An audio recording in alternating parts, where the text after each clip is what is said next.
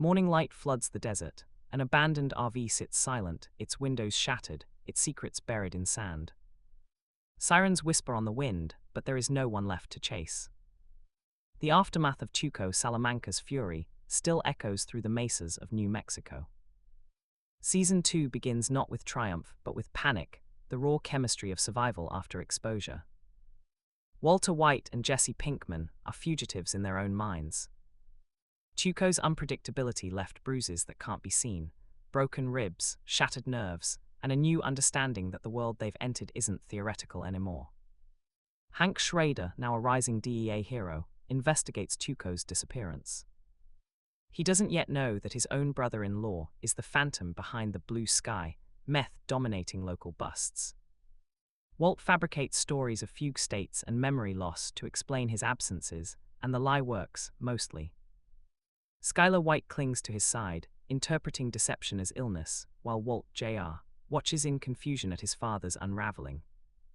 In the desert, Walt and Jesse barely escape Tuco's grasp with the accidental help of Hank, who kills the volatile dealer in a shootout. The sequence becomes legend inside the DEA. For Walt, it's a reminder that danger has an appetite. Back home, the silence between husband and wife grows denser than chemical vapor. Walt hides a duffel bag of cash beneath the floorboards, a secret that hums louder than the baby monitor in Skylar's hand. Cancer treatments resume, but now Walt calculates dosages of deception alongside radiation therapy. He's tasted power, and power is habit-forming. With Tuco gone, the distribution network collapses. Jesse suggests starting small again. Walt demands structure. They refine operations in an abandoned RV, using coded language, specific routes, and schedules measured like lab experiments. Jesse recruits Badger, a well-meaning but bumbling friend whose enthusiasm exceeds his IQ. Soon, blue meth floods Albuquerque's streets again, purer and stronger than ever. The camera lingers on vials of crystalline blue, a substance that glitters like temptation. For Walt, chemistry has become a theology. Purity equals proof of genius. At home, Skylar grows distant. She wanders late at night, chain smokes outside, reconnects with her old boss Ted Bennick. Marie's kleptomania resurfaces, small thefts of meaningless trinkets symbolizing control. The Whites' household transforms into parallel laboratories, one for lies, one for guilt. Walt insists he's doing this for family, yet he spends less time near them than ever. His cancer goes into partial remission. Instead of relief, he feels fury. Without the disease to justify his choices, he's forced to confront the truth. He likes who he's becoming. Across town, Jesse rents a duplex and meets Jane Margolis, the tattooed manager next door.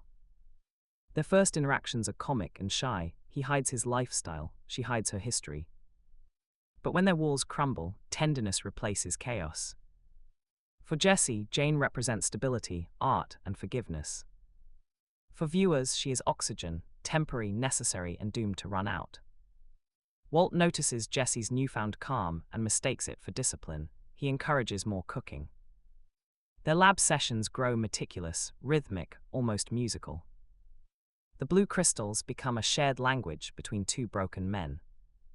When Badger gets arrested selling meth in a parking lot, Jesse panics.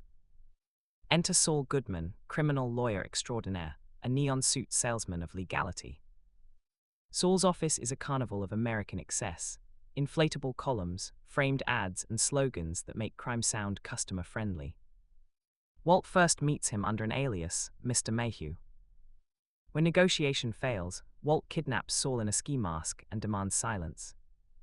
Saul, ever pragmatic, reads the situation instantly. You're not killers, you're chemistry teachers. Then he offers his services. With that handshake, crime gains its legal department. Saul introduces Walt to larger distributors, expanding their reach beyond Albuquerque. Money flows faster than conscience. Jesse upgrades his life, better car, better apartment, worse sleep. Walt buys second phones, new excuses, and a secret storage locker. The tension between partners grows with every dollar. Jesse wants friendship, Walt wants obedience. Their arguments sound like lectures, each defending his version of morality. Meanwhile, Hank's obsession with Heisenberg intensifies. Evidence leads him closer to the truth, but stops just short, a single blue shard always out of focus. Skylar confronts the growing void. Walt disappears for hours, sometimes days. When she presses, he counterattacks with guilt, claiming stress, side effects, existential dread. Their marriage becomes a performance, smiles at breakfast, silence at night. Marie's shoplifting arrest adds fast to tragedy, giving the family a new distraction from the unspoken rot. Walt Jr. launches a donation website for his father's medical bills, unaware it will become a laundering funnel for drug money. Walt pretends to protest, but secretly admires the brilliance of it. Chemistry is balance, and balance always tips. In Jesse's dimly lit apartment, art sketches replace chemistry glassware. Jane introduces him to a world of calm, routine, and trust. For a moment, they share breakfasts and bedtime sketches, a fragile piece made of paint and laughter. Then temptation returns in powdered form. Jane, a recovering addict, relapses after a night of weakness. Jesse follows her down. The blue crystal that once symbolized Walter's brilliance becomes Jesse's undoing. Walt notices his partner's absence and finds the once pristine apartment shrouded in darkness, its tenants half-conscious on the couch. He sees himself reflected in the mess, a creator watching his creation crumble. At home, Skylar's pregnancy nears its end. She finds solace in Ted Bennick's company, nostalgia in their shared past. Walt senses her withdrawal and compensates with manipulation, expensive gifts, forced intimacy, the illusion of stability. Meanwhile, Jesse pleads for an advance on their earnings. Walt withholds payment, rationalizing it as tough love. But his motives are paternal and poisonous, control disguised as mentorship. When Jane discovers the money and blackmails Walt, the power dynamic flips. She threatens exposure, and Walt, for the first time, panics not for survival, but for pride. Late one night, Walt visits Jesse to deliver his share. He finds the couple unconscious, heroin needles beside them. Jane begins to choke. Walt freezes. Instinct screams to act, but pride whispers to wait. He hesitates, a hesitation long enough for death to take over. The camera lingers on Walt's face as tears gather behind calculation. When it's done, he wipes his eyes and leaves. It's the most haunting silence in the series, the sound of morality dying quietly in a dark room. Morning brings chaos. Jesse wakes to Jane's lifeless body. Her hand cold in his. Panic consumes him. He tries CPR, screaming her name. Sirens and neighbors blur into meaningless noise. Walt lies to him with rehearsed calm, "It's not your fault." Then he arranges rehab through Saul, a cleanup of conscience disguised as charity. The man who once wept for Crazy 8 now orchestrates grief like logistics. Skylar gives birth to baby Holly, the family's new light in a house full of shadows. The parallel is merciless, one life enters as another exits. In the background, another story brews, Donald Margolis, Jane's father, an air traffic controller struggling through his grief. As he returns to work too soon, grief translates into error. Over Albuquerque, two planes cross paths. Static fills his headset, coordinates blur. The sky erupts in fire, a mid-air collision scattering debris across the desert. Teddy bears fall through the clouds, blackened and waterlogged, landing in Walt's backyard pool. The imagery feels biblical, judgment from above, consequence raining from heaven. Walt stands by the pool, silent, unaware that his inaction helped set this tragedy in motion. As the city mourns, Walt resumes his routine, chemo, lies, dinners. The crash on the news becomes background noise, a tragedy for someone else. But every glance toward the pink teddy bear reminds us, everything is connected, every atom reactive. Jesse returns from rehab hollow-eyed, but alive. He no longer worships Mr. White, he fears him. Their partnership survives, but the friendship has decomposed, leaving only business. Skylar, meanwhile, confronts inconsistencies, lies about money, about fugue states, about burner phones. When she pieces it together, her silence becomes her verdict. Skylar gives birth alone in truth. Her husband's eyes seem elsewhere, locked on invisible calculations. When she asks about the second phone she found, Walt stumbles. The chemistry of deception has reached its saturation point. She leaves him, newborn, in arms. The camera watches him wander his empty house, his empire of secrets suddenly mute.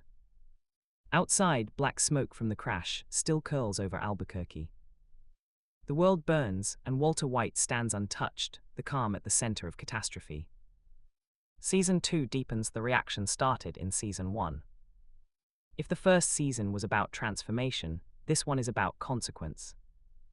Every lie has mass, every choice produces heat.